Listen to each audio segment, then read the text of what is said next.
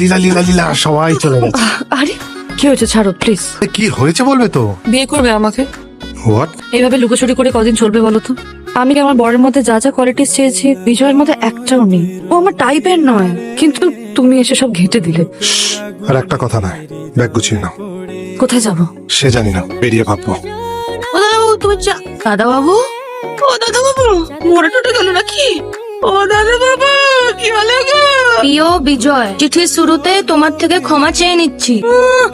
বেশ কিছুদিন হলো আমার জীবনে একজন নতুন মানুষ এসেছে। যদিও সে আমার কাছে নতুন, কিন্তু তোমার কাছে পুরনো। তোমার অফিসের বস শরৎ কর। এই আপনি নাম নানা পাটেকর? শরৎ কর। যা সালা, একবার পিস্তু তো, একবার মাস্তু তো, ও দেখছি ছোট। বৌদিকে নিয়ে হয় হড়কে গেল মাইরি।